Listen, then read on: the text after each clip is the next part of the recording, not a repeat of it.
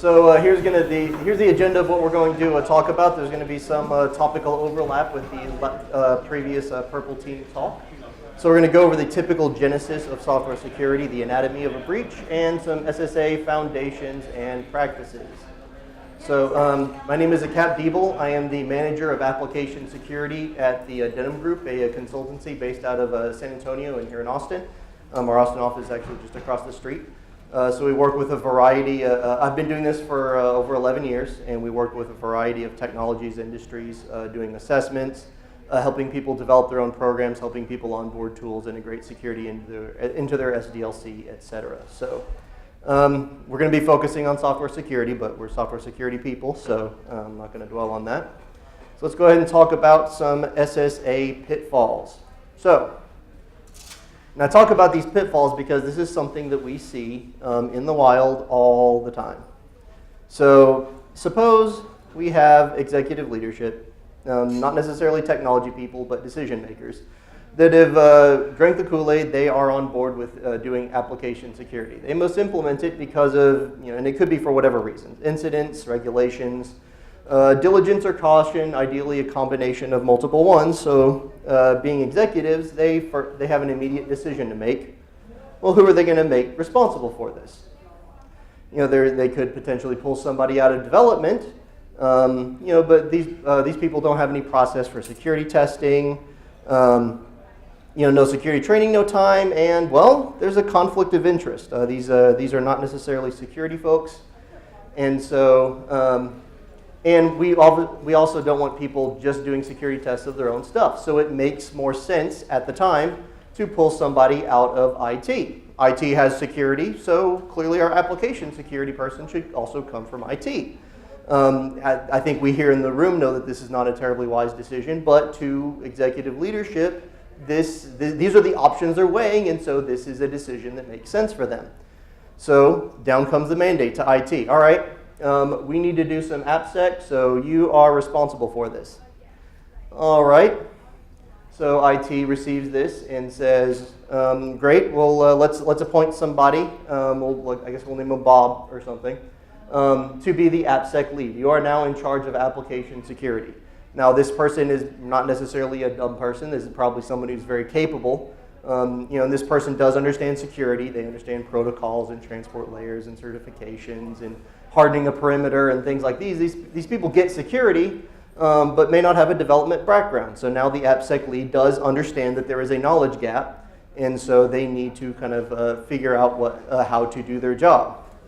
So somebody appointed from IT security needs to get started. What is some place they may turn to in order to learn what to do?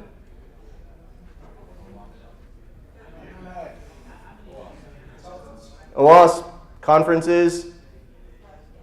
We see these people show up at conferences all the time. And who's going to talk to them when they go to a conference? Yes, vendors, right? Now, of course, we have vendors here, of course, and those are good tools, and we have used or currently use a lot of that stuff. But of course, the fundamental problem here is that the first person that this IT security person is talking to is someone who's trying to sell them something. Now, this could be a good product, but this is being procured by someone who is not necessarily capable of understanding all the risks that come with implementing this and all the work that comes with using this properly. All right. So now our AppSec lead has his tools. They could be a static analysis tool, live testing tool, combination of both. And so that AppSec lead is going to retrieve something that they need to test. Could be source code, maybe they have repository access, maybe they ask for the source code, or a QA runway. That, those things make sense to test. And they're going to go ahead and run that scan, and now they have this nice set of scan results. By the way, who hasn't really been involved in this process yet, and who doesn't really necessarily know what's going on that probably should know? Yeah, developers. Guess what's about to happen to them? Oh, they're about to find out really soon what's going on, right? Right. Looking at it from this perspective, we can see that this is a disaster waiting to happen. But this is a sequence of decisions that made sense at the time those decisions were made, and so here we are.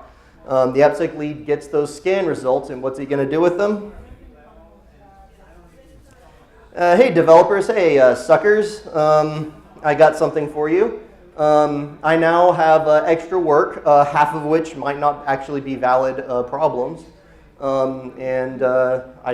Your schedule is what? I don't know. So, so what do you think is the developer's reaction?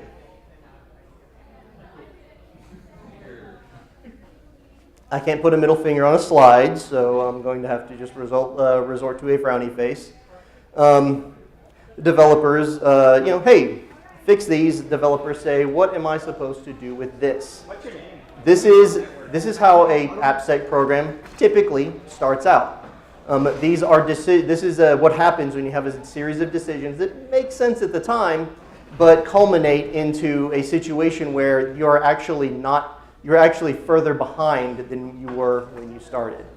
Avoid these pitfalls to bring ruin, confusion, and strife into the developer's life.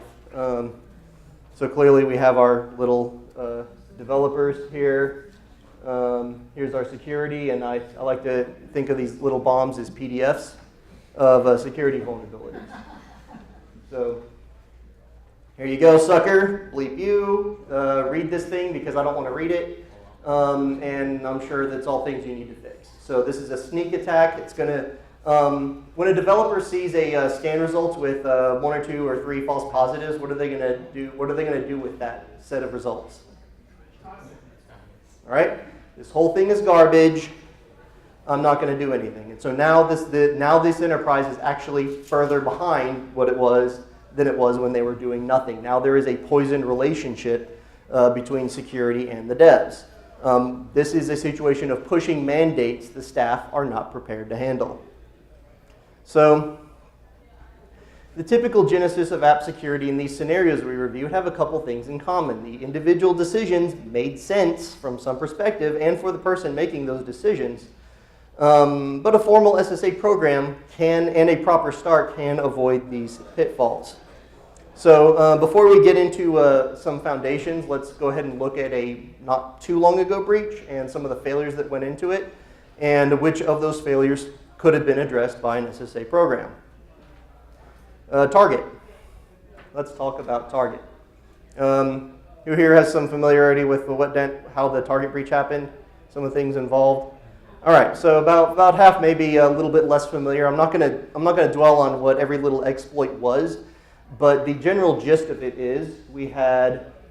You hear the attackers. Here's the contractor that was initially compromised, down to a contractor portal, partner-to-partner system, and then down further into Target's corporate network all the way to point of sale. So let's look at what happened.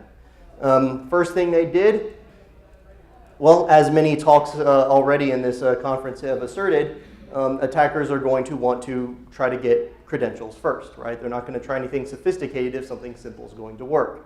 In this case, simple being, let's go after one of those mom and pop HVAC contractors, get keyloggers on their machine so we can get some credentials.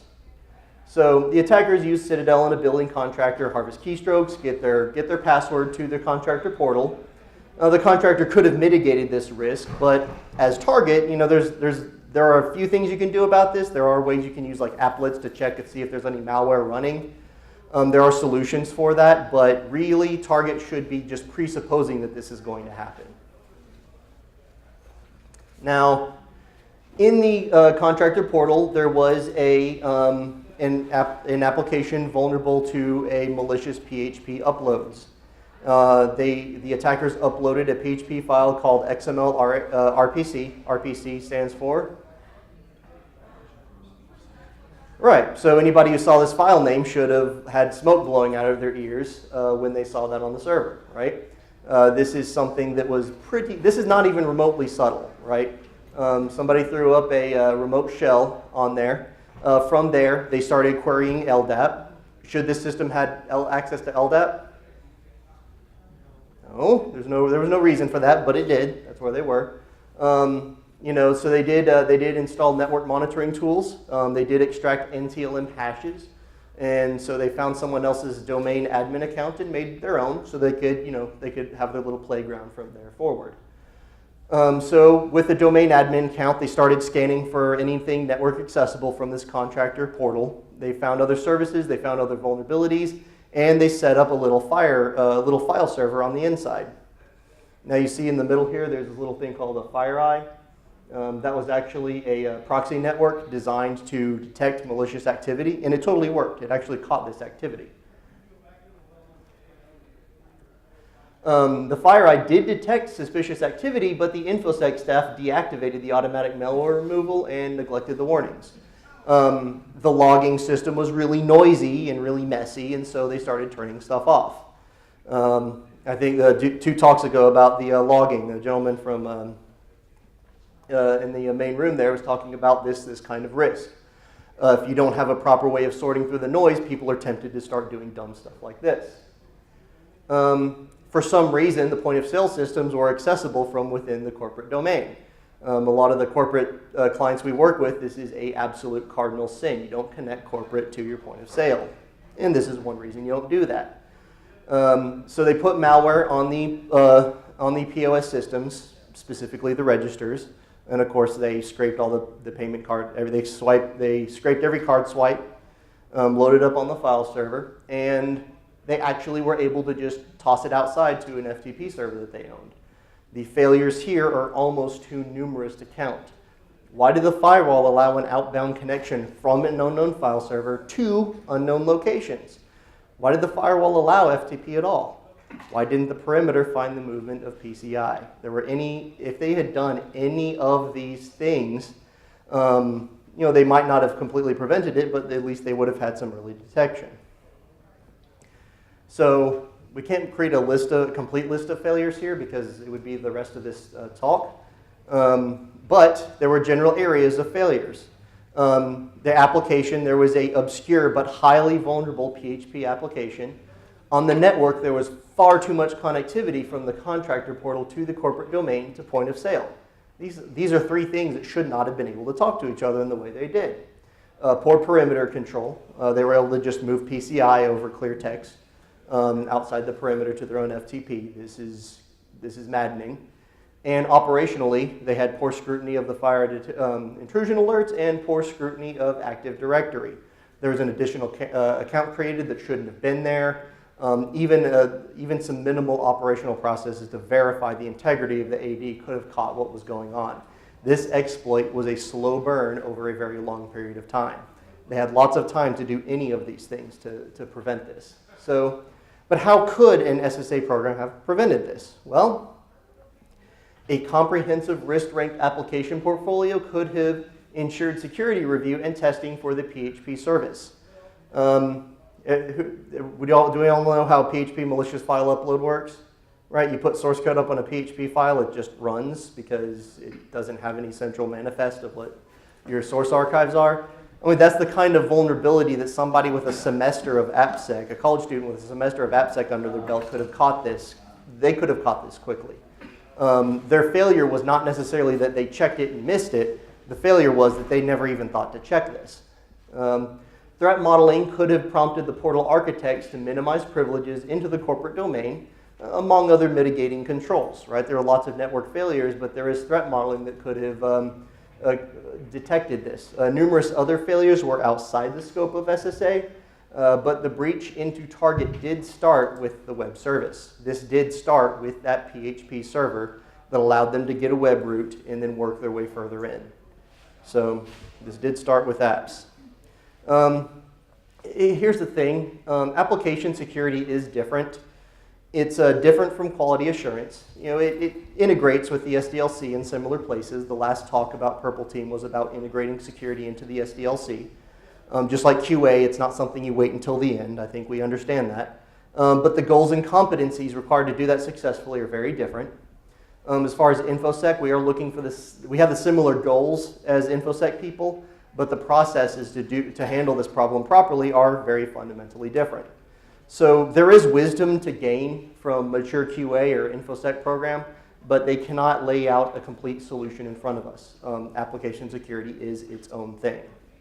So how should an enterprise manage this kind of application risk? Suppose we're in an enterprise that has a combination of active development, lots of legacy applications. There are lots of things we could be doing. We talk about scanning tools, performing assessments, integrating security into the SDLC, change management, getting the budget for all these things, making decisions on tools. How can we kind of sort out all the things we could be doing? So here we have a gross oversimplification of some of the roles within an enterprise. So executive leadership, the C-level decision makers, security leadership, the security experts who are responsible for getting some of this security stuff done, development and production ops. So development obviously must adopt secure design, coding, and testing. The production ops people must monitor production systems, maintain a hardened environment, and respond to incidents. Makes it sound easy, but as we know, it is quite not easy. But executive leadership must provide the motive and means that make the program possible. Very important. And security leadership must address immediate risk by assessing production and managing known vulnerabilities. And they must also provide guidance and metrics that tie all of these other practices together. Theirs is the biggest job, obviously. So a security program can bring these practices together. These are just groups of practices. This obviously isn't a complete list. Complete list doesn't fit on a single slide. And so there are ways that we can slice this out. However, a program is not easily adopted. Executives have to worry about getting the budget and justifying the budget that they're allocating. They can't just say, it's not good enough to just say, I need to throw money at security because security is good, because half the board is going to treat security as overhead to be minimized. Security leadership is going to have difficulty juggling a large application portfolio, figuring out what's worth the limited time and resources. Development also, out of the gate, they're not ready to adopt this yet. And production ops, they may not even know what application security risks even look like and how it's different from what they normally deal with day to day. These are people who deal with attacks regularly, but they don't know how to recognize application attacks. So when challenges come, excuses soon follow. These are all quotes we've heard over the years. We aren't a security company. Our audit said we're in compliance. Attackers won't bother with this. Well, we haven't been compromised yet. Really, why worry now? So the case for an SSA program, as big a problem as this is, the situation doesn't have to be confusing and overwhelming. Iterative, measurable progress within a comprehensive plan can help an enterprise mature while keeping positive. So here's some key elements of an SSA program. SSA, again, software security assurance. It accounts for the possibility of space of SSA activities. We want our program to put in front of us all the things we could be doing and how mature those things could be. And it's not just in development, it's also in legal, testing, maintenance, ops. It's okay if you don't do everything right now, but a program cannot grow if you don't acknowledge what you're doing and what you aren't doing but could be doing. The goals are clear and well known. We need leadership to be on board with what we're doing and to have a mandate down to the entire enterprise. This is what we're doing and why. It clearly defines the activities, what they are, why we do it, who's responsible, and most importantly, it is actionable and responsible parties are accountable for success. It's the old, there's an old African proverb, the goat owned in common always starves. If a committee is responsible for anything, then nobody's really responsible and nothing will get done. So a program needs to clearly define what those responsibilities are. So where do we start? Well, we can't go on the warpath and say, all right, you're in charge of code review, you're in charge of live testing, you're in charge of vulnerability management, you're in charge of receiving bug bounty fines and managing the bug bounty program. Before we start doling those things out, we need to, and holding the staff accountable, we need to make sure that they're actually prepared to do this. We need to make sure that the enterprise understands the nature and scope of the problem, ensures that the staff understand their roles in the program, and of course enable them to succeed. Starting out, leaders should understand the problem and address the most immediate risks. Let's not go choking people out for their mistakes if we haven't properly prepared them. That's one excuse to put that up on a slide. All right. So where do we start? You know, if you ask around your enterprise, you're going to get lots of different opinions on how you should start out. If your organization is starting from scratch, developers will suggest changing the SDLC. Network architects will suggest hardening the perimeter. Testers will suggest running assessments, and executives will suggest operational and deployment process. The things that these suggestions have in common is that this is people leaning on what they already know. Right? They're not necessarily making decisions based on what needs to happen first.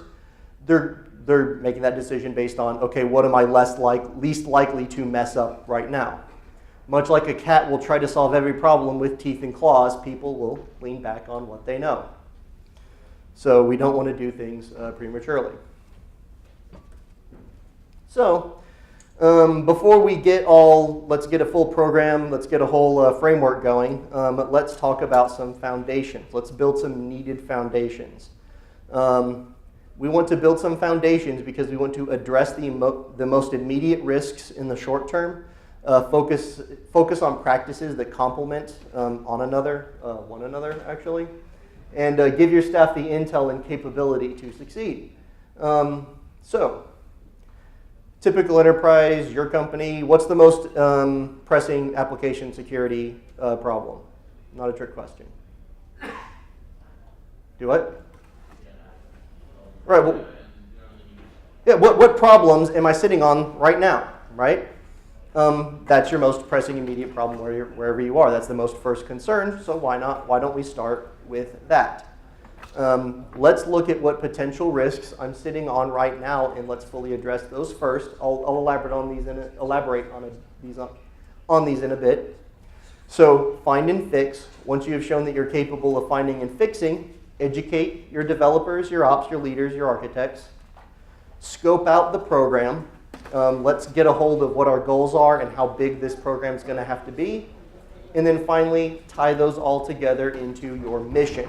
Whether it be for the next year or whether it be multiple years out.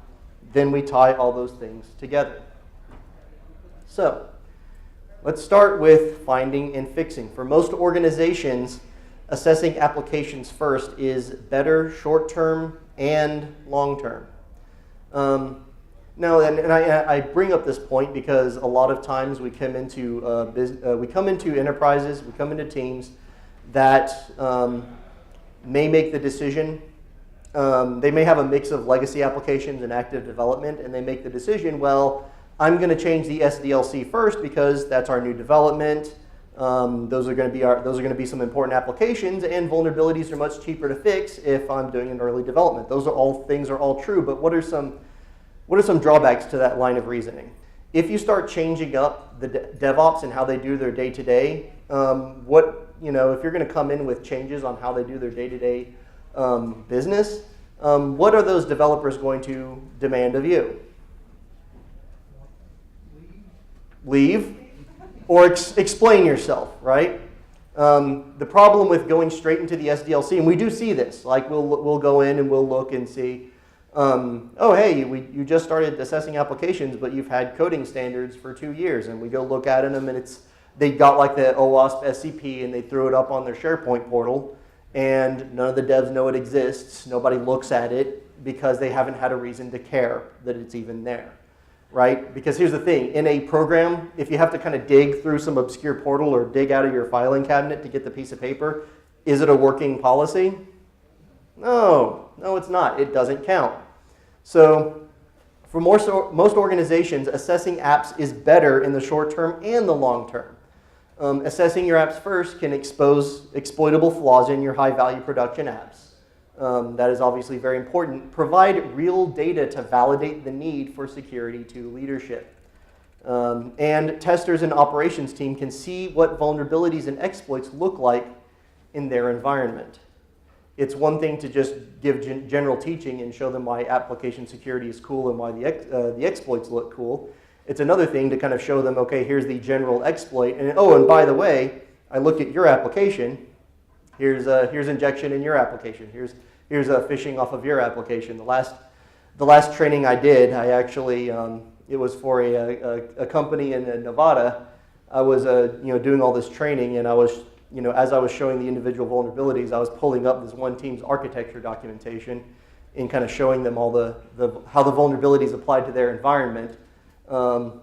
There was like 4 or 5 teams in there. The next day he was like, was I the only guy who gave you my architecture documentation? Because you're picking on me a lot. And I was like, yeah, sorry. You did a good job of providing information. I had to punish you by embarrassing you in front of everybody. So, but we want to know what these vulnerabilities look like because that goes towards the end of understanding what are our most immediate problems. If your vulnerabilities are just a handful of like tiny little oversights in your encoding, and so maybe there's like one cross-site scripting, but it's not everywhere, then maybe you just need to do some assessments from time to time. But if I start seeing broad swaths of like no access control, you use your Node.js to kind of determine what role somebody is when they access your services. Well, those are signs of deep-seated lack of knowledge in your developers and your architects. And so now you understand what's more important. So there's a lot of intel you're going to get from just running some assessments first. So how to do this: identify your top 2 to 5 apps. It's an informal process. Everybody knows what their top 2 to 5 applications are. We don't need to get formal with our application risk rating yet. Discover vulnerabilities, communicate the findings, and verify remediation. Well, you're going to want to know, can this process work end to end at all? You're going to want to know, well, are they going to ignore your request for fixes? When you send them something to fix, are they just going to respond in middle fingers? Or are they actually going to fix it? Are they going to fix it and be salty about it? What's going on? Do they care? Because whether or not they care is going to determine whether or not you need to bring some sort of authoritarian mandate into the picture. You don't want to have to do that. You want everybody to be on board and just make it happen. But we've seen all kinds. We've been to very large enterprises where you don't actually need to have an executive mandate to fix things because the culture is such that they will get it done. All you have to do is show them what the problem is, make sure they understand it, and developers are smart people. They can figure out fixes with a little bit of help. Will they contest the findings with assumptions outside their domain? Are they going to say, well, yeah, but nobody's going to exploit this because there's a VPN connection? Well, if a developer says that, well, the controls on the connection to your services are not your business. You need to assume that that's been compromised. And if you have to have that conversation, then this is intel you need right now if you have to have those kinds of conversations. Will they implement incorrect fixes without consulting somebody with appropriate expertise? That's another piece of information we want to know. Do they know who they can turn to? Going through this process is going to teach us that. If the process doesn't work, you have other problems to solve before you can move forward.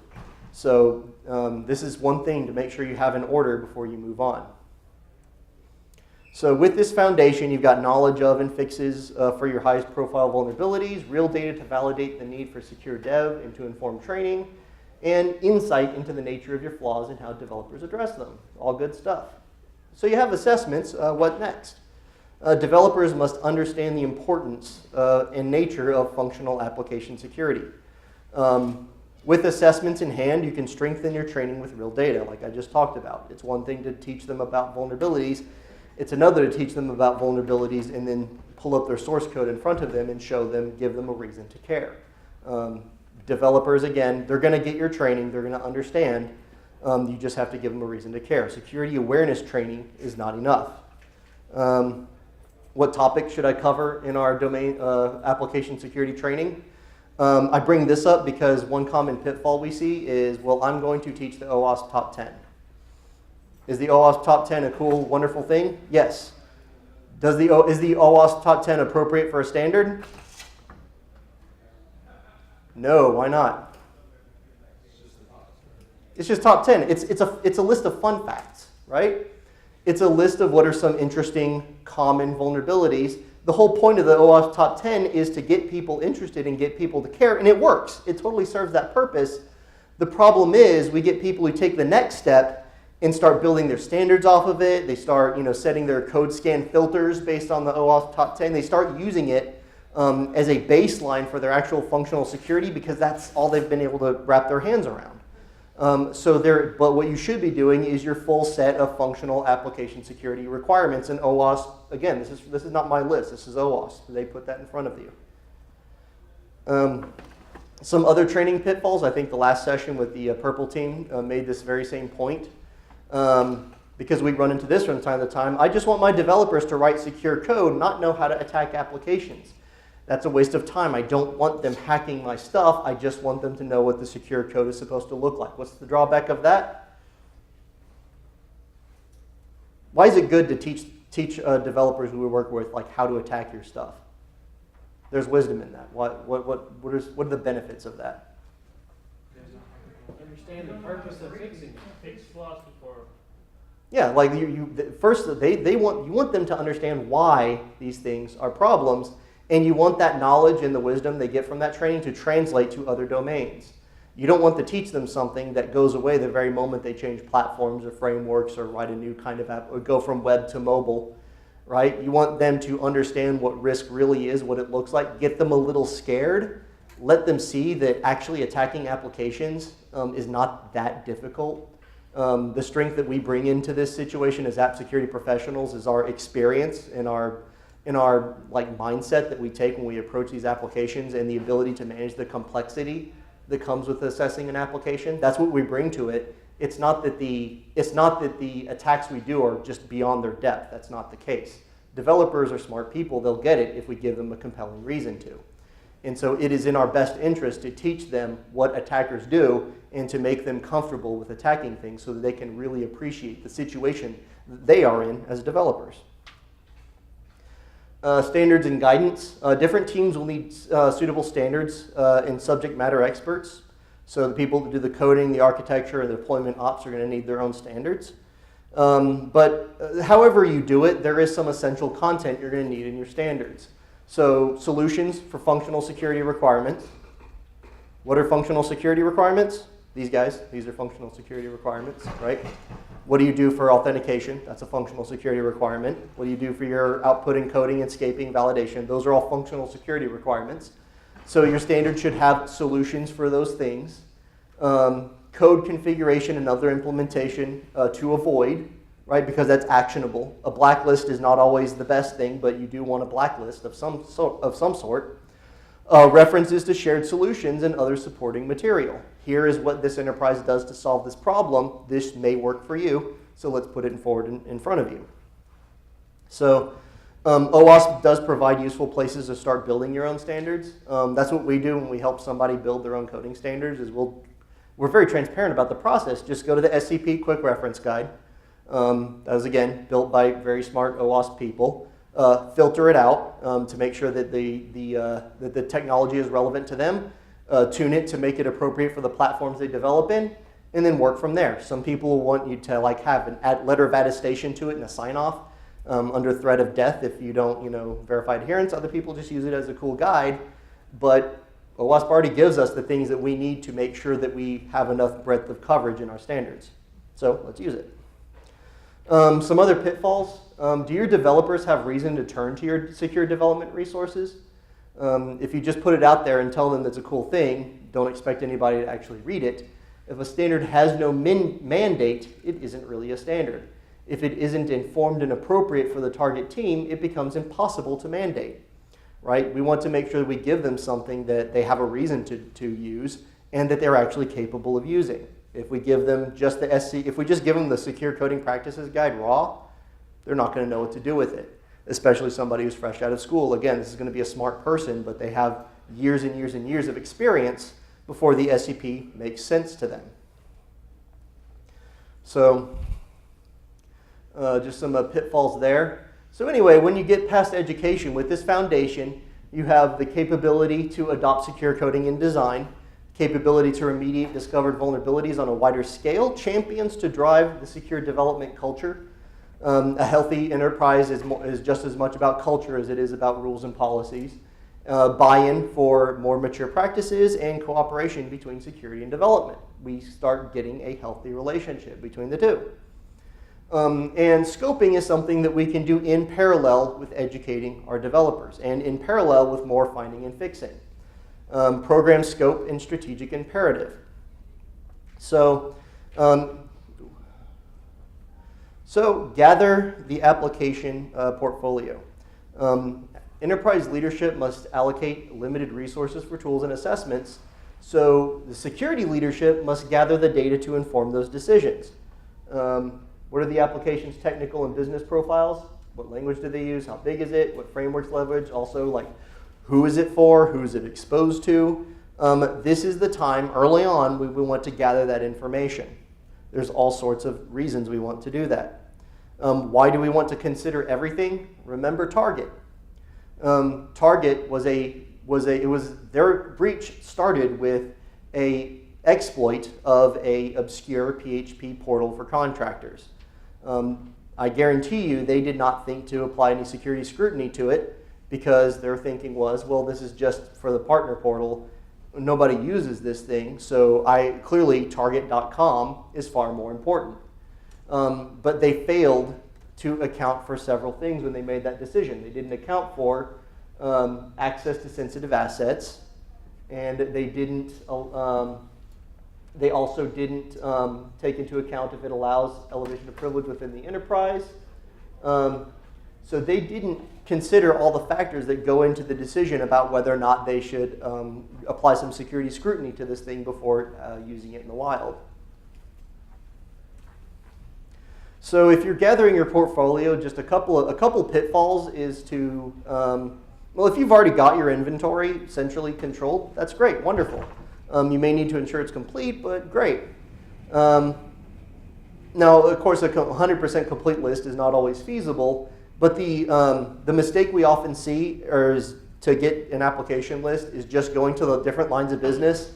Like, hey, your job is to know what all the apps are, give me a list. And what they'll do is they'll just get out a dry erase marker and start like writing down names on a board. What's the problem with that?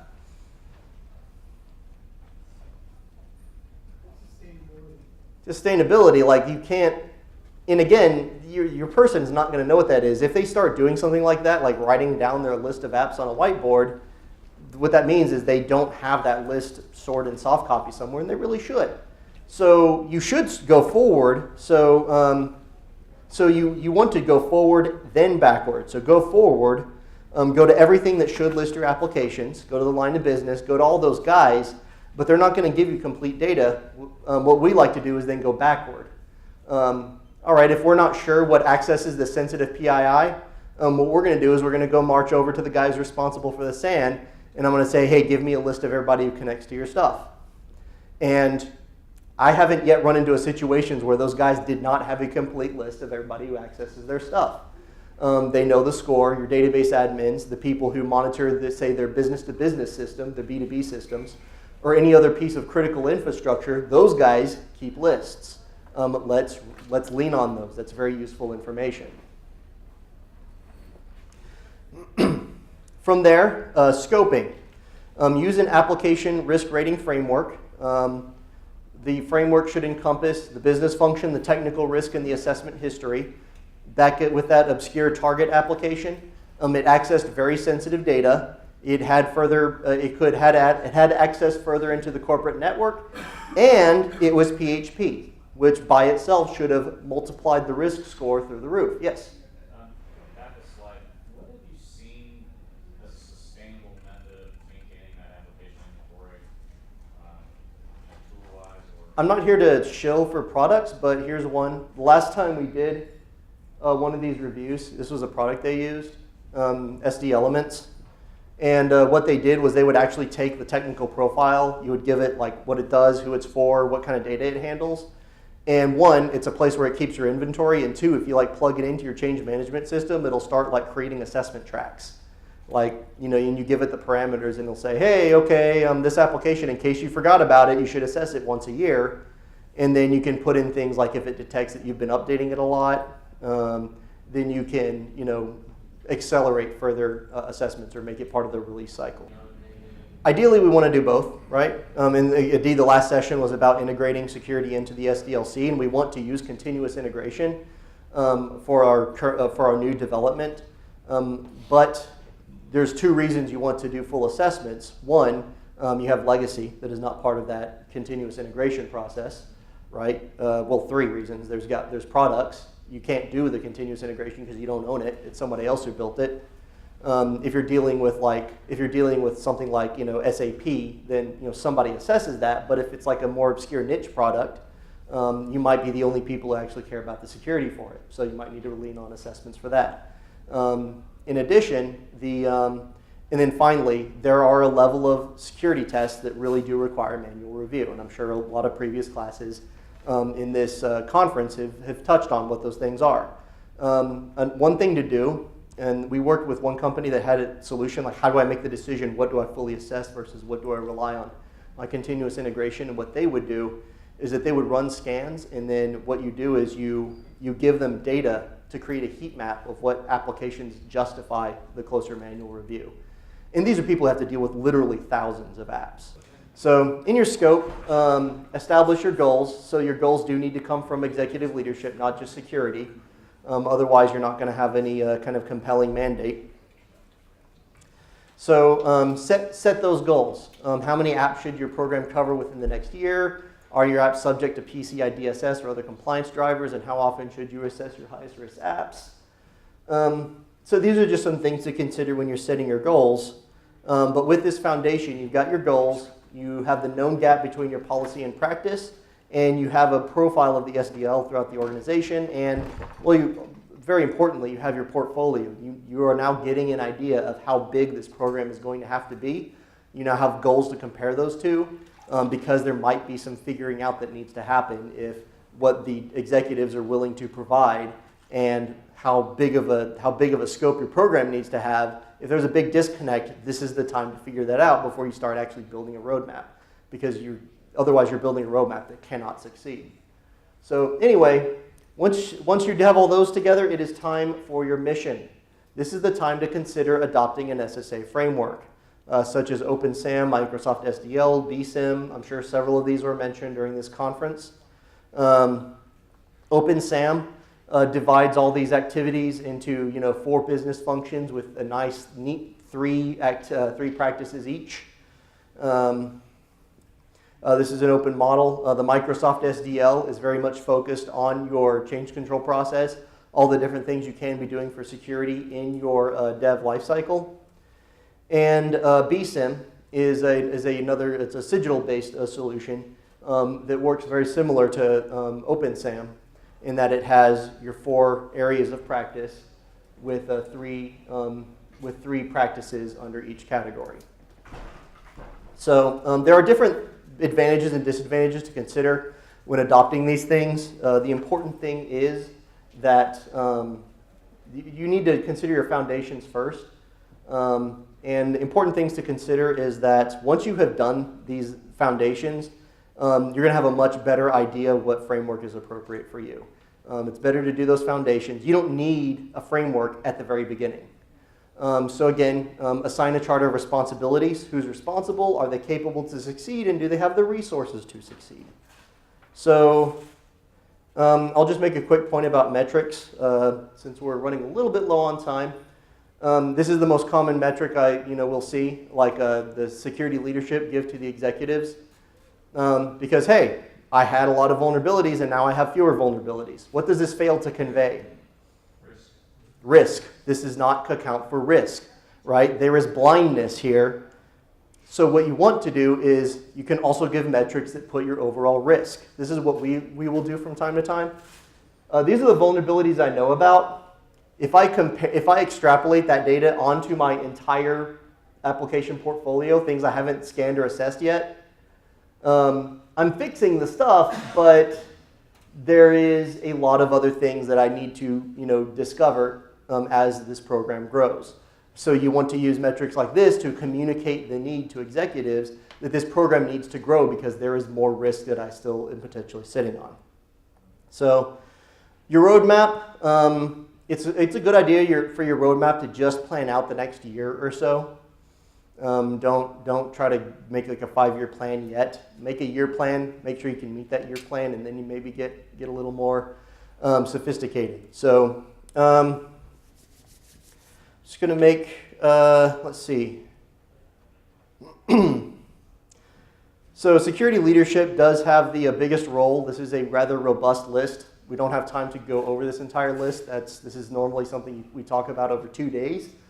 I'm sure a lot of these things were covered in the other sessions for this conference. So, but some things that stick out here is, this is pretty obvious: assessing production, vulnerability management, also pretty straightforward. Risk intelligence, we talked about the portfolio. As far as measurement, we talked about that, but also one thing, receiving public fines. Make sure you have a solution for that. If somebody finds a vulnerability in the wild, who do they talk to? Make sure you have an answer for that.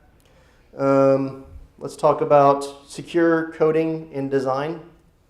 I think that we had a discussion earlier about threat modeling and the challenges that come with it. Threat modeling is something you may want to consider getting some practice for early on, because proper threat modeling is very difficult. Data flow diagrams make it easy to start, and you can get a lot of good data at the start, but making a complete threat model is very difficult, because the person who builds it has to be able to think like a developer, an architect, and a network ops person. And there are not a lot of people who can do that. I'm not one of them. Like I'm short on the network ops side of things. So we cannot exclude ops. We can't expect the production team to be application experts, but they should know when to recognize application problems, mitigate vulnerabilities, and escalate to developers as appropriate. We had a 1 o'clock talk just across the hall that was about specifically that, and how they would separate logs that belong to the app developers and logs that belong to them, so that they could detect malicious activity and verify that it actually is malicious and not something intended. You're in trouble. So in conclusion, SSA is a challenge in managing risk and complexity. This is not a simple challenge, but it is a manageable one. Quick early wins are useful short-term and long-term. Get your SSA program goals, scope, and charter in order before taking the big steps. And a proper SSA framework like OpenSAMM will be critical to grow, but you can get started without one. And that's the important part. Getting started is the hardest part. That's it. Any questions? I'm going to be providing them to LastCon, so they'll publish it along with the others. Yes? Okay, great. So thank you very much.